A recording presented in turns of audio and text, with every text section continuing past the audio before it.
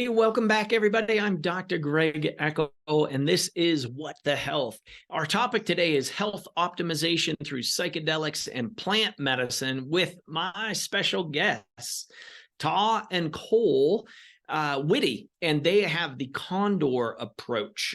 Tah has 25 years of clinical nursing in the emergency room, in particular in one of the biggest cities on the planet, New York City.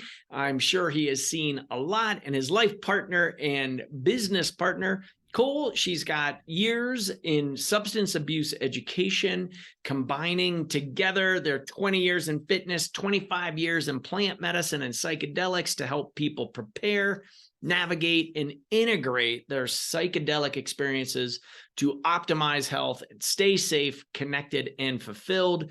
Welcome aboard, you two. Thank you so much. Thank Here you for our favorite conversation. It is indeed. I love it because, as we were just mentioning, it is like the Wild West out there. Plant medicines and psychedelics in particular, the burgeoning. I'm kind of I grew up in the 70s and I always looked back to the 60s of like, oh, I missed the decade. And now I just feel like, wow, we came for this. Like we're primed for this new burgeoning and blossoming of very strong and amazing medicines when done properly.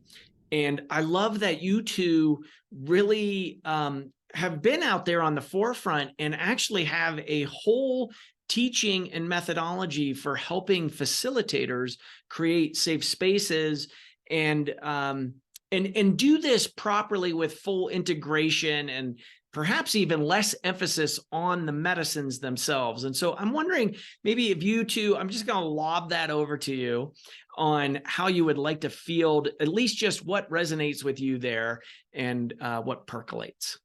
Well, I'll kick it off. So, we initially started that our focus was on facilitators.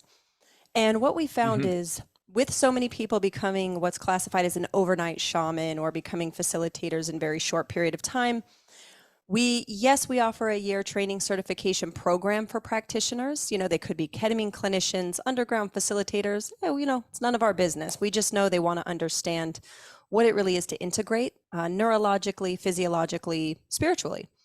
And so what we also found, though, is a large audience of people who wanted to learn for themselves. Maybe they're going to Peru, maybe they're going for ketamine sessions, and they want to understand more how to prepare, navigate through challenging situations or challenging experiences, what many would classify as a bad trip, or afterwards, what do they do, right? And so for us, so much of our commitment now is as much in the public facing so they can find safe spaces for themselves. Because what we can't do is police everything that's happening in the underground and clinically. We're seeing as much harm from ketamine sessions where there wasn't the care and the intentionality, in that really clear setting. And, just as with anything, there's some people getting into it for the opportunity financially and not for the heart focused, we'll say, of intention. And so we've really come to understand that because of Tah's years as a nurse, the way that he tracked all of our clients, we were full-time facilitators. We've led trips to Peru. We have elders from the jungles. But, all of our teachers really have been evolutionaries. And really that is what integration is where is this bridge of Western medicine and we'll say more ancient methodologies or medicines like ayahuasca, like psilocybin mushrooms and things like that. And so for us at this point, the focus is education and helping people find safe spaces for themselves. And then for some people to go into the program. But, for us to train someone, we want people walking the walk. We're not interested in handing another certification or training to sit on the wall or in a folder. So we tell people, come to an event, experience it for yourself. Then we'll talk about if the program is something, a path that you want to step on, because we're not interested in people that are looking to just, get a book education. This is an embodiment practice, understanding emotions, body mapping, how the past influences our health. We want to take an integrated approach, which means we want to look at the whole big picture and teach a practitioner, but foremost, people how to coach themselves. Because if you can at least learn the difference between instinct and intuition, that can be life-changing in who you choose or what path you choose to walk. You know, in the Mm. United States of America, we have about 330 million people. And the last time I checked, in active therapists, okay, doing talk therapy and the like, we have about 200,000, maybe 250,000 on the high end of practitioners that are active in the United States of America. Now, when we consider 330 million people contrasted to 200,000 active practitioners, we are in a CPR type of situation when it comes to mental wellness and emotional wellness. Now, psychedelics are moving into a position to support people in ways that no other medicines, no other modalities have been able to. Not And even close. not even remotely close. And so people are turning to psychedelics in mass right now because they're like, oh, my cousin got out of depression. My friend over here got out of PTSD. And I saw this documentary. And so people are leaning into doing psychedelics and they don't have any idea of what they're doing. They're just going to do it. Now, I'm not saying that people are going to have a rough way to go. There are people that are going to have rough ways to go because they don't have an on-ramp. And so they don't have an on-ramp, then they don't have anything to be on the plateau, and then they don't have an off-ramp, you know? And so they don't have a therapist available. And so what we're encouraging people to do is learn how to coach themselves, to learn how to have a methodology to lean into things to where you don't have to go to a practitioner if you're going to do it anyway, because people are going to do it anyway. And so if people are informed and educated, they'll have more of a chance of having the most amazing harm-free, and we're not talking about harm reduction, we're talking about no harm. Okay, the way we work, no harm. We don't want harm to come to anyone. Harm reduction is nice, but that means there are people still being harmed. It's still a settling. We're like, no, we're going to keep going towards no harm. And for us to be able to train people in this space and to train coaches, training coaches takes a fraction of the time it takes to train a therapist. And so when you have coaches that are a world that is armed with coaches, I worked as a nurse for 25 years in the clinical setting, and I wish when we were sending people home, we had a coach. Hey, listen, this is your discharge coach. They're going to coach you. They're going to talk to you about your medications. They're going to talk to you about follow-up, and they're going to follow up with you to make sure you're held accountable to going to your situation. I wish we had coaches to send people to. And so now with this advent of psychedelics, we have this wonderful opportunity to introduce the idea of integration, not only into psychedelics, but into wellness, worldwide, as I beat my wife up here. I'm so excited. I was waiting for it because your arms were getting bigger. I was waiting for it. I'm excited right now. So yeah, so I love talking about this stuff, and it's my passion, it's my heart, it's my soul. And as a nurse, as an ER nurse from New York City, I have never seen anything as transformational as psychedelics for myself and for the people that we've worked with. I love that. So it definitely comes through with you too. I'm wondering, so just for the general, because you guys can go super deep on a lot of those different facets there. If we just kind of go out to that meta level on maybe why do you think this resurgence of plant medicine and psychedelics? Because and there's different levels of legality, like you had mentioned, Kole, with underground and clinicians and going to South America, and just for the general lay public that maybe had heard of it or watched the Netflix documentary, heard their Uncle Joe did this, he got out of depression. How do you think this is now? How is this coming together now? We could speculate on all sorts of anything from Christian doctrine to shamanic practices. What I can say is that for me and many of the people that have taken our training or been drawn to it, or people we sat for, is for many, they became desperate because Western medicine wasn't working. And so for me, being raised in Utah, being raised in the LDS faith, there was a lot of anti-substance for lots of different reasons. Plus, I was raised in the 80s. DARE was very big in school. And so I think that now people are reaching a desperation point with health when it doesn't make sense anymore. That, we're getting these diagnoses. For me personally, I had so many medical diagnoses by 26, and it came to a moment where I sat down at Disneyland and I cried. I couldn't take another step My knees were so swollen, fibromyalgia, endometriosis. I'd had 3 traumatic brain injuries. I'd been in a coma. I had a lot of unresolved dis-ease in my body that they were just putting more medications on, but they were guessing because we don't know what's causing the fibromyalgia. And then I can't sleep. So then I'm taking, things to go to sleep and things to wake up. My physical body reached a point that it would not let me take another step. And it was in that moment where, whether we call it prayer, intention, desperation, I said, I'm willing to do anything, but I know I can't live like this. And then it was that time that a friend introduced psychedelics as a possibility for me. Now, previously, I was given a day of recognition by the state of Utah for educating youth on the dangers of club drugs. So when I tell you I've seen both sides of this spectrum, I have seen it unlike most have. I've been on national talk shows about it. I was in a coma at 17 from an overdose in Salt Lake City, technically contamination, but regardless. So I've been the addict, I've been the traumatized teen, I've been the educator, and now I'm on this side of it. And what I saw is we have a trauma problem, not an addiction problem. I was getting 200 plus emails a day, parents about their kids, kids about their parents.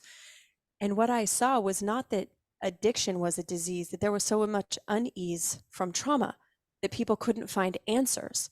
So when we see someone outside of us having these results and we're desperate, I just think that more people are being open about it. And now with all the documentaries, the research, the government's funding a lot of research with soldiers. So that's kind of been the safe entry point into the conversation. And from a shamanic perspective, from an energetic, it is a changing of times. That's why what we do is called the condor approach. Condors are vultures. They fly the highest of birds in the world. So it's this high level perspective where we can see the past and where we've come. But we are a part of humanity's cleanup, these evolution of dead and dying systems that must evolve for us to carry on. Our physical nervous systems haven't changed in thousands of years, much, but our brains and technology have. So for me, it's this, we are kind of at this cusp with technology and biology that we have to find a new way, because the organic matter for us through psychedelics, when you can speak to your gut biome, when you can speak to your heart, when we had people who had been struggling with long COVID respiratory issues, we would put that around a heart energy space. When we did work around grief or sadness or loss, then we would watch their symptoms that had been there for months finally resolve. So we could make up lots of stories, or we could say a lot of people saw similar results from similar approaches, just like science does. We saw trends, we saw patterns, we had data, here we are. I love it. So yeah, what do you got? So you want me to get meta, right? You said you wanted some meta. So I'm going to give you a quick meta. Our technology, like Kole was saying, the human organism has been gradually evolving over thousands and thousands of years. Our technology over the past 200 years has shifted an upgrade like that. Okay. And so the vibrational tone of our technological mecca, right, of the things that we use, the vibrational frequency is completely different than the frequency of our bodies. And so when we go into psychedelic spaces, the vibrational tone of our bodies shift and change to accommodate for a rapid change. Okay. And so there are rapid shifts that are happening in people's psyches, rapid shifts that are happening in people's physiologies that we can't explain these changes. These people are having these things happen in psychedelics. So there's a rapid change that happens when we go into psychedelics. And so the plants know, the mushrooms know, right? They know. They're not trying to rationalize. They know the changes that are going on. And so there's been this influx of the technologies of these ancient wisdoms that are coming online to support humanity in getting the physical organisms to accommodate to that shift in technology. And so if we're going to get meta, then let's get meta. Let's talk about vibrational tone. Let's talk about vibrational frequency. Let's talk about energetics. Let's talk about sound wave progressions. All of these things have to do with the opening of our bodies into a different space, a space that we have not known as human beings yet. And so we haven't known this technology until the last 200, 250 years we've started to really get technological. In the last 100 years alone, it's been ridiculous. The last 50 years, 20 years. And now we have AI and all of this stuff. The vibrational tone is changing rapidly. Our access to information is changing rapidly. And so for these bodies to accommodate, there has to be an opening for us to mutate and change with the technology, or the technology is going to move without us. So that's the meta that I'm seeing. That's all the studying that I've been doing around the work that we've been doing with people. Is the Condor approach is an operating system for human beings to install, and then they can put their own software in to ride along the wave with technology, so we don't get overridden by technology. We grow with it. Meta. I love it. Thank you. So beautifully put. That I was in an AI training recently, and in there, it was a 3-day training, and there was a kind of a collective malaise that came over everyone of, wow, this is different. And a thought that arose was, it's almost as if these medicines have come on board to help with the transition of the old system going not quietly into that dark night, and the new system, new earth, arising out of the heart space of humanity. And, for us to fully access our full creative potential and power, which we haven't really been taught. So, I see a lot of the plant medicines, which is a humongous topic, but if we just keep it at like a psychedelic discussion, as a way to help humanity return to its greatness, if in the heart portal, and allowing us, like, I wanted to talk about like how you guys frame the integration and creating safety around these processes, because it is very potent medicine and I think should be used that way. And that's coming from a deadhead. So I used to travel around watching the Grateful Dead, taking psychedelics as a youngster. So I'll be, very vulnerable and open about it. But I think what that has done is it's really positioned me in a point where then I became, a co-director of, kind of the Saturday night guy on the Harmony Event Medicine, where we'd go to festivals and people taking all kinds of substances in the wilds of Oregon, and we were overseeing them with care. And, we had a whole trip sitting crew, and we did it with, it was a harm reduction component.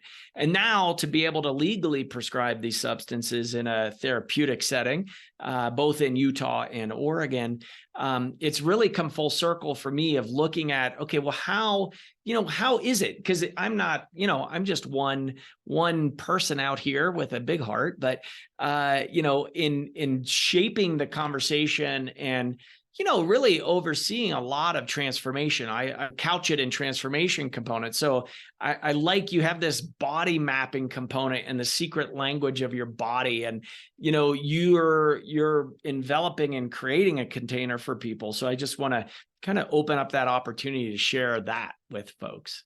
Mm-hmm. Sure. You want to?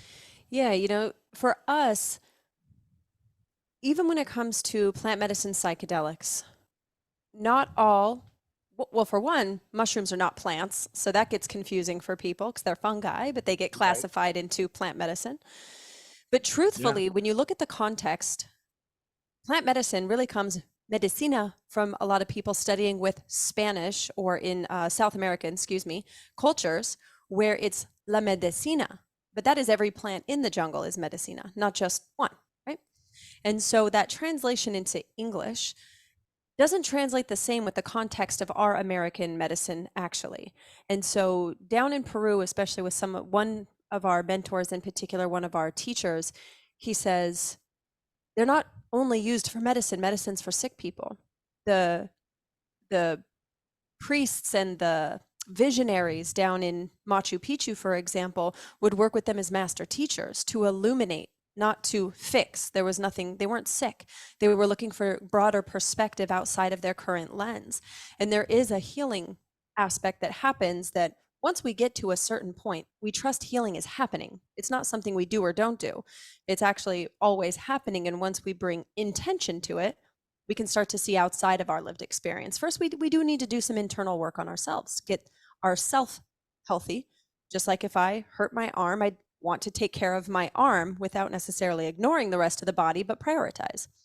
After we go through that, how do we determine for each individual person what is working for them, what isn't? Some people want a clinical setting with a ketamine clinician. Others want to be in the woods with mushrooms they foraged out there. We're not going to find one unified answer for everyone.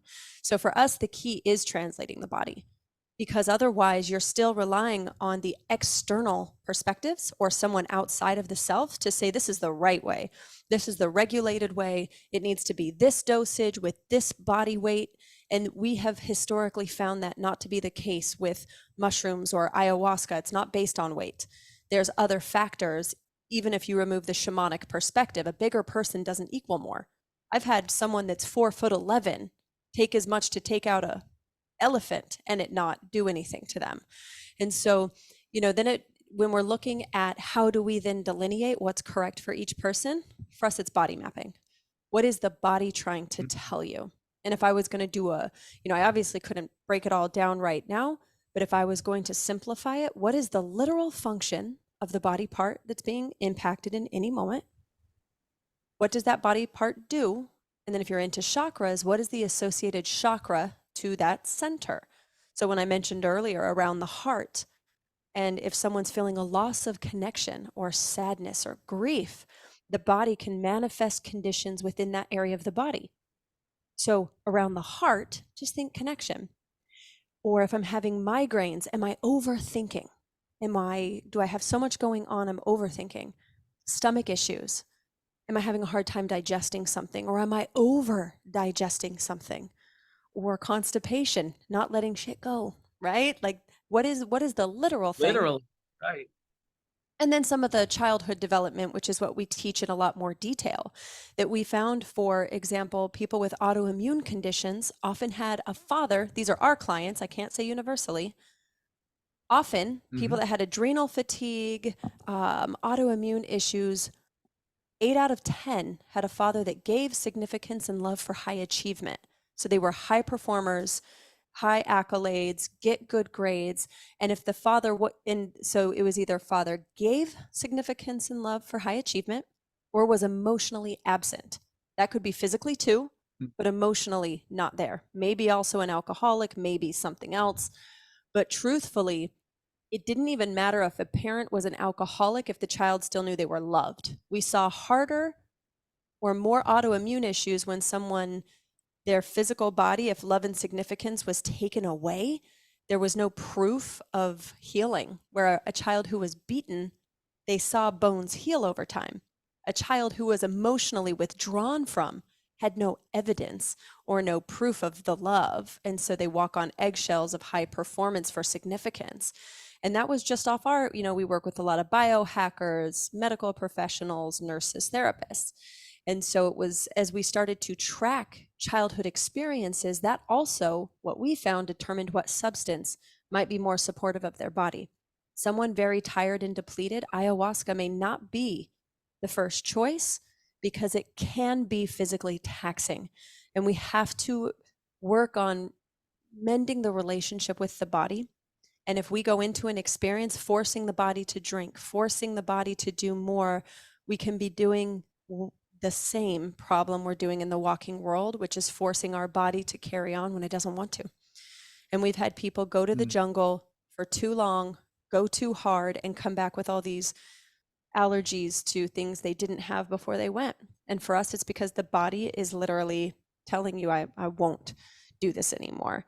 And so for us, the key is when you start to translate the language of the body, you'll know if this is the correct or supportive teacher for you, both in who sits for you and the substance itself. Because if you've been attached to success comes from hard and suffer and struggle, you will probably be most drawn to medicines that are hard and struggle. But then you're actually feeding the same kind of dysfunction, when what might benefit you the most is some grace and some ease and not so harder, faster, more now.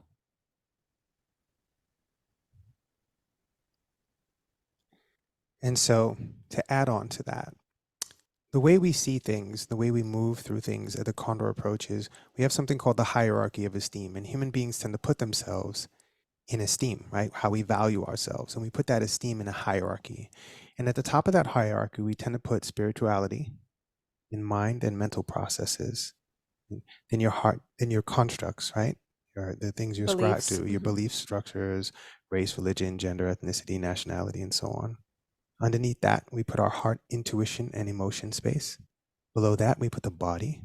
Below that, we put the microbiome. So the body is really low on that totem pole. And this is why body mapping is so important. So what we do with that hierarchy is we take that and we turn it sideways. So every aspect of the self is held in high esteem, and then we bring those all together so that they work together, right? The body and the mind, the spirit, the heart, the constructs, they all work together, and nothing is at a higher echelon than anything else. So that once we have all of those things in the same esteem, nothing falls off track. We love and nurture every part of the self. That is integration. That's when we become whole. We are integrated. And so we work from that space. You want to say something? Well, I was going to say with what he's saying with this hierarchy of esteem, when we turn it sideways, it becomes what we call the health continuum. So you're going on that now you've got all of these different parts.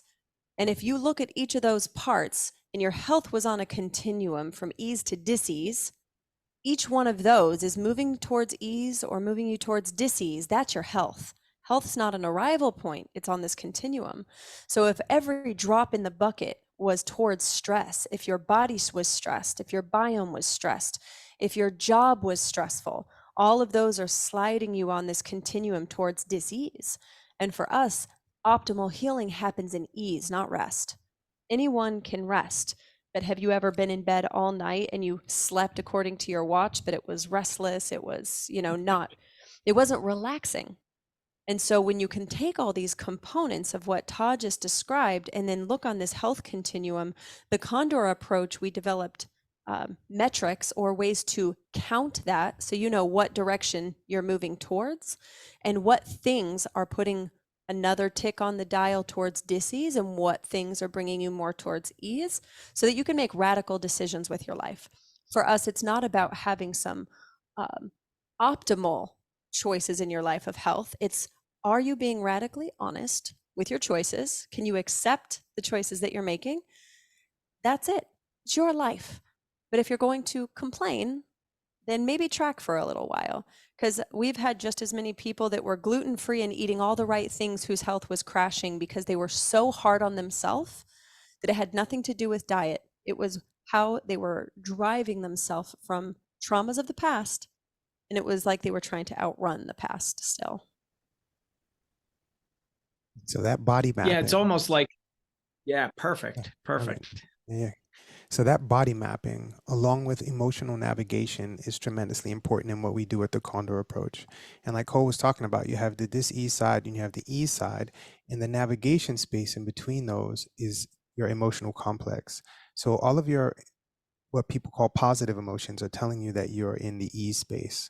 All of your negative or uncomfortable emotions, unpleasant emotions, are telling you that you're in disease or moving towards disease. And so we ride along those complexes listening to the emotions, and we navigate it with 3 points. And that would be safety, connection, and fulfillment. And all of our human experiences can be found in those 3 spaces: the safety space, the connection space, and the fulfillment space. Safety is the poverty line. And when you fall below the poverty line, that's where there's a threat space, a threat of hurt, harm, loss, deficit, injury, death, or pain. Okay, that's all below the poverty line. When you get above the poverty line, that's when you start to move into spaces of connectivity, of joy, of passion, of all of these things, and you start to move up to the luxury, which is fulfillment. It is a privileged space to be fulfilled in our world, right? It's a privilege. And so this is where our emotion. So when you turn that sideways and you ride along the health continuum, as you move towards ease, that's where, or it was disease. As you move towards ease on this side, you're getting into your fulfillment space. As you move away from it, you're getting towards the safety space. And that's where you find all of those things I was talking about. And most people, and you had spoke about safety early, and I just wanted to bring this up before I turn it back over to you. Most people in psychedelics and anything else in this world have no idea what safety is for them. So we came up with what we call the 7 attributes of violence, which will tell a person if they're safe or not. Am I free from hurt, harm, loss, deficit, injury, death, or pain? All of those things will signify if I'm safe or not. And when I'm free from those things, I'm generally safe. And when we've taught this at the Condor approach, this is where we've had to stop the whole curriculum because people didn't realize that they were not safe in so many different aspects, in their money, in their constructs, in their spirituality, in their belief structures, in their family situations, and so on, and their physical bodies. And so once you can get yourself into a space where you feel safe, where you know you're safe, you can slide along that continuum towards the ease space. And each one of those concepts pretty much have their own day, because, I mean, I'm sure, well, we could probably all take a breath, because it's actually a lot, you know. The body's not that simple. It is not that simple. Nope. But I love that. What in particular, the free from deficit, what was that one? Yeah, deficit is when you don't have enough, right? When I don't have enough, I'm in a deficit space. And so if I don't have enough food, if I don't have enough water, if I don't have enough love, I'm not safe. Okay, there's a safety space that comes with that. Most of the people that come to work with us are in a space where they're running, trying to pay their rent, or get their kids through school or something like that, or they want to be more so that they'll be loved by other people, because they've been taught that they have to earn love, so they're not enough. So that is a deficit space. And when people are in a deficit, they are not safe. Their wholeness is disrupted. If I need to attain something in order to get love, if I need to attain something in order to get food, I'm not entirely safe. Or if I don't, I'm going to run out. Right. And I won't be safe. Yeah. And so this is something that flies under the radar of safety with people, the deficit space. And so we've expanded it from just being hurt and harmed by things. The loss and the deficit space are the 2 places that people bypass a lot.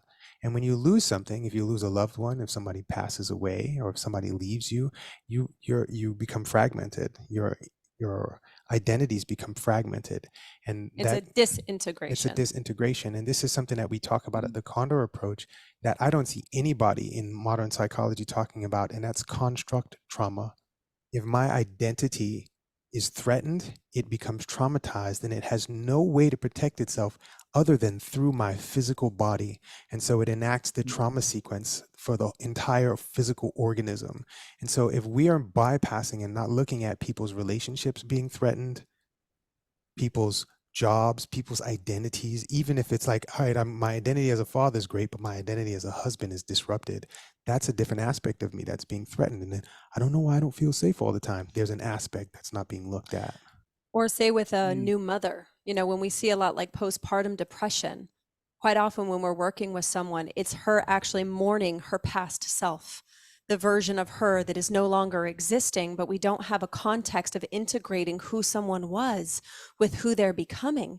So there's this lost, because depression, right, is really a loss of connection. And if they have now lost connection to who they were, the activities they had, what they were doing before, even if it's not their first child, if there's a big enough change, they can't work anymore, then there is these parts of the self that are mourning, where if we, through integration, can speak to the different parts of the self that are feeling like disintegrated, to help them find connection. And through that connection, through that safety, they can get back to connection and fulfillment in the new life. But often we just go, well, we don't know why, it's a hormonal thing, and throw medications at it. Versus when we've slowed down to look at the different constructs, the different identities of a person, the woman that's now the stay-at-home mom, that's what she chose, but her past selves were driven by significance and achievement, and those selves don't exist here. And so much of what an individual could have built themselves on is gone. And so for us, when you can look at the different aspects of identity and how it shows up in your health, your body will speak to you long before you're even aware of the thing. And that's why it's like your body has all these, I see almost like a map where you've got all those symbols on the side that are like, this means a gas station, this means a rest stop, right? Your body has a key that only you can fill out. What is lower back pain?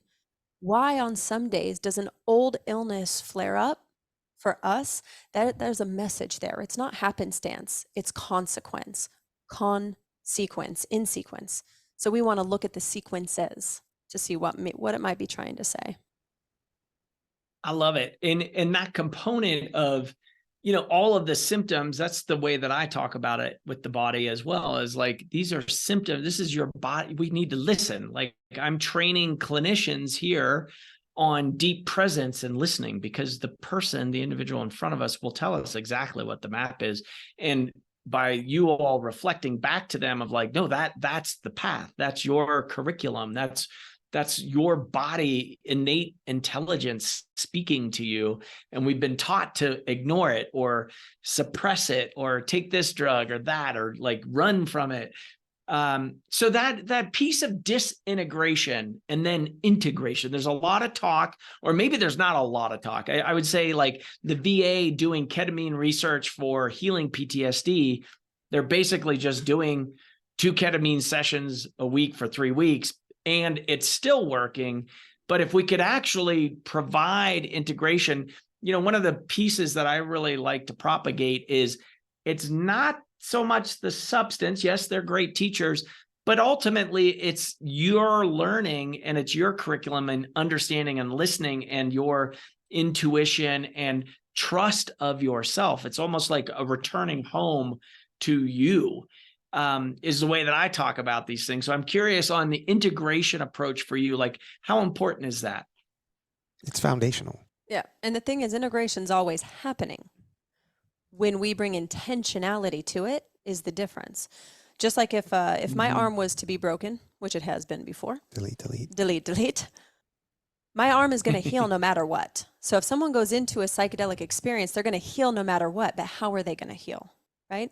So it's the difference of when we're being intentional about it, if there is a disintegration and I have a coach or someone that I can look to help me assess the disintegration and say, hey, we need to do some alignment on the bone and then cast it so it can heal optimally, so that it's in the right position for what you want, which is a functional arm. So with psychedelics, it's similar to your point. When we have a plan where someone has a big realization and we understand what support structures would they need to either make the breakthrough last or support a breakdown so it doesn't last longer than it needs to. Because I've watched, in particular with ketamine, where people go have a very challenging experience and they weren't really informed ahead of time of the potential of that disintegration. So now they're scared and they don't want to go back because of that fear. Where a supported, casted environment means we let people know what is their support system afterwards, what sessions or what coach or family, but we want to have a structure to support it without creating a codependency, because a cast has to come off or else it degrades or the muscles will atrophy. And so what happens is people can become codependent on the substance to get them back into their heart, but they're not developing the muscles to maintain it. So we're creating a different type of codependency, not in a chemical sense necessarily, especially with psilocybin, some other things, but in a significance, connection, and not having the tough conversations in their life they need to have. They go back to an MDMA session where they feel great for 4 hours and go back to an environment and don't have the tough conversation. And so the difference in integration is financially. It can cost more for the integration, but these are investments into the tools that are going to change your life forever. How to be with emotions, not run from them, elevate your communication skills. And so intentional integration it's all the difference. Otherwise, people will have to come back for a booster, for whatever, for a lifetime. And then we're still, which I have no problem with. Everyone has the right to choose. But for me, I wanted for myself that sovereignty to know how to support myself and how to get people to get my back versus a codependency. Healing from our lens, healing is not a good or a bad thing. It's becoming whole. Okay. And so if I have something, if I have an idea space and I disintegrate that space and I get something different, I can change it and then I'll reintegrate and I'll bring it back together in a different way. And so I have healed. And so we can heal, like Cole was saying, I can have a broken bone and it never gets, you know, we can set it back the way, you know, so that it heals wonderfully in a functional space, or it can heal like this and then the leg can be shortened, right, and we can have a dysfunctional space. It's still healing. And so healing has got this rap of being a good thing or a bad thing, right? I mean, well, a good thing, Or I need right? healing. I need to be healed, but we're not looking at how we are healing. We're not setting up the environment. And so a huge part of what we teach is the front end work is more important than the psychedelic experience, period. If you're not doing work on the front end to actually kind of stir the pot and see what's going on with you, then all of the work in the psychedelic experience is like Jack in a Box or it's playing lottery. It's like, okay, what comes up? What may come up? When we get the information stirred up and we talk about it beforehand and we know what, Cole and I have never had a surprise at any kind of experience that we've done with people, because our intake form for our clients when we were doing experiences, if you were to print it out, it's 46 pages long. 46. And so we're going through your health history. We're asking about your family situations, cultural stuff, how you feel about the recent politics, how you feel about your parents. Are you first generation in this country? Do you have tattoos on your body? Were you exposed to crop dusting? Did you eat lead paint? All of these things we ask because these are old traumatic circumstances that may come up during the experience that your body and your psyche are looking to release. And once they're there, you move them out of the way, you have space for newness. And so you go back home and the people that you live with are seeing a person that they've never seen before. Which can be scary for them. Scary. So you haven't set up with them. You haven't spoken to them about it. You haven't set your environment up. You haven't made an intention of what you want to do. You haven't made plans and contingencies, and it becomes a challenging situation. So the front end work is the most, for us in psychedelics, the front end work before your psychedelic experience is more important than anything. We can tell just by knowing how someone was raised. We are binary trained. Humans are up, down, right, left. We're binary. So if we know someone had a background, whatever it was, we know that there's only going to be one of two things that happens in the ceremony. If they're a high performance controlling person, they're either going to see or feel nothing, or they're going to get blasted open and feel a lot, which might be positive for them, might not be positive for them, but we can handle that. But by knowing their past, we can help inform them of the potentials, not what to expect, what to anticipate. So I'm sure you work with this at the clinic. We're always mitigating expectation. That's really the truth of it. And no matter how many times someone says, I don't have any expectations, they always do. And instead of pretending, we'll say, okay, so what would happen if nothing did happen in your first ceremony? And really just talking through the potentials so that we can face it more head on. Or what if something big did come through? Who would we want to inform in your life? How can we get that support? Someone might not have a family that supports them. And if they don't, they need somewhere, some sense of community, or else now they're an island in change, which can be further traumatizing. If they say they just came home from a ketamine session, they're in an environment that's not safe for them, it can deepen the roots of trauma in that heightened state, right? Their cement is wet. You take them home to their family and it's like they've got a duck flipping through their cement, kind of making a mess. Yeah. Yeah. That, well, one component I did consciously call these centers for a reason. And it goes back to the component with your mentor in Peru saying, they're not medicines to necessarily heal a broken thing. These are inspirational, maybe co-collaborators.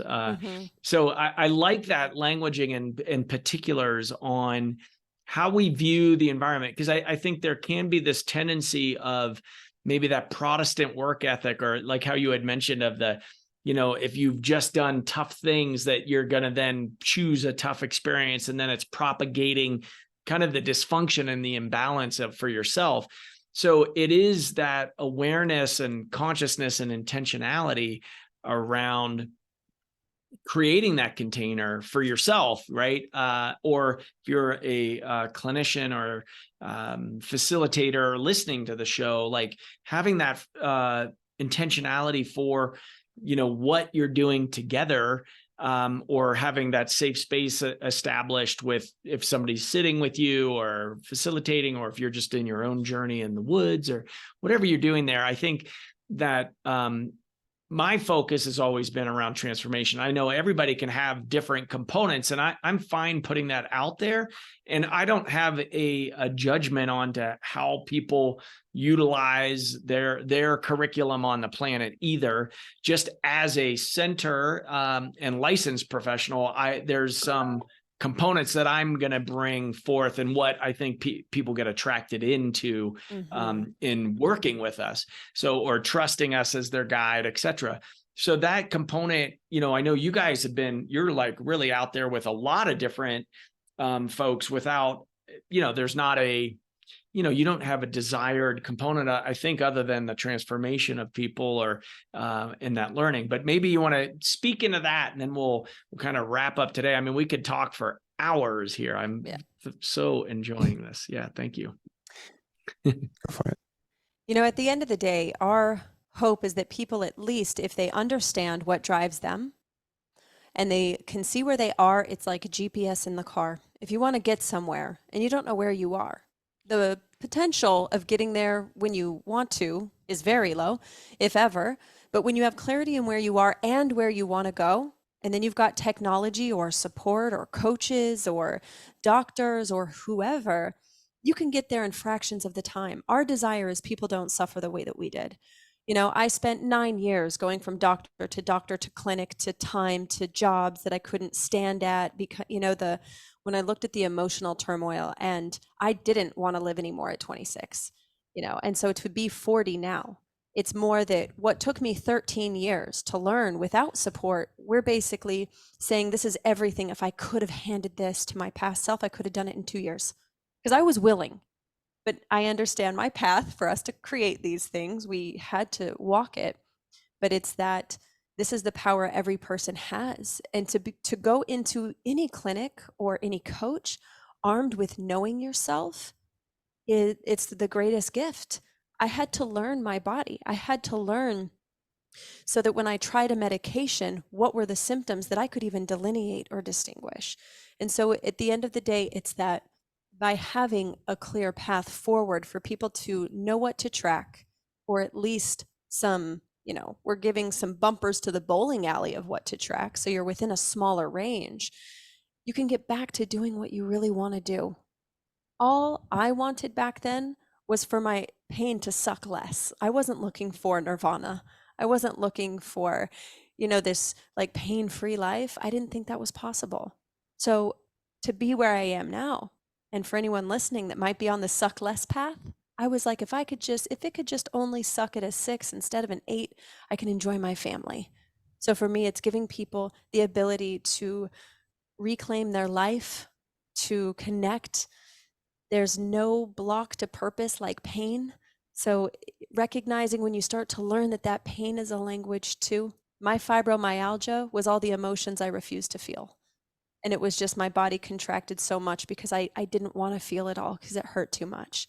And so then it literally hurt.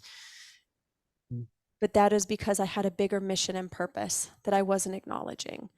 And so this opportunity for anyone that's been looking for that breadcrumb, that's been looking for that sign, know that I've been off all medication since 2009. I haven't had a diagnosis or even needed to go get anything checked since 2011.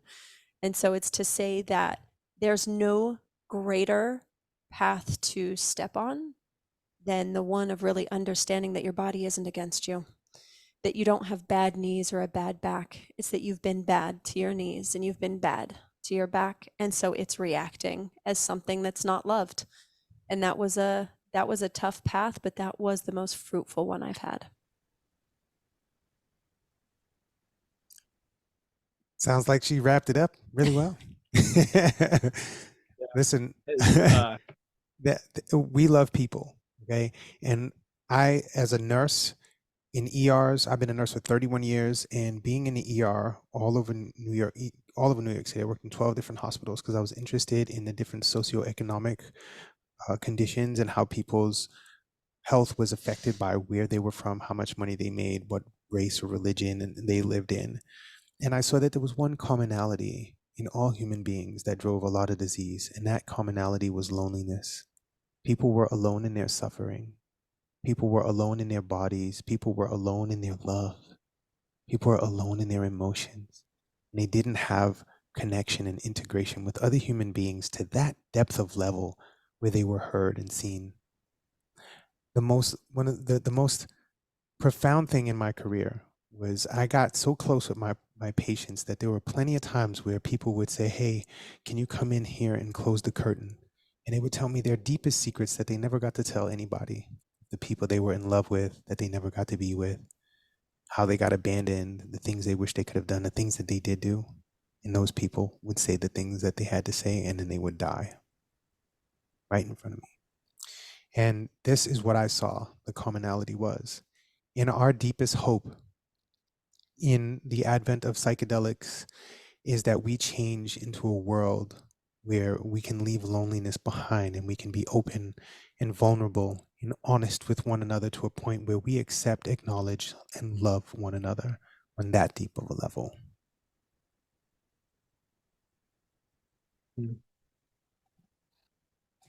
Thank you, beautiful beings, so much for the messages of hope, and that is truly beautiful. I think that really will bring us to an end here, folks. If you got something out of this show today, please go out there and give us a 5-star review and tell people what you learned, because this is how we get the word out. This isn't coming from mainstream media. It's the whole premise of What the Health, and the healing begins here. So thank you all for tuning in. We wouldn't be doing it without you. Thank you, The Condor Approach, Tah and Kole, and we're going to put all of your contact information in the show notes. And I look forward to another really juicy conversation. Thank you both. Thank you. Mm-hmm.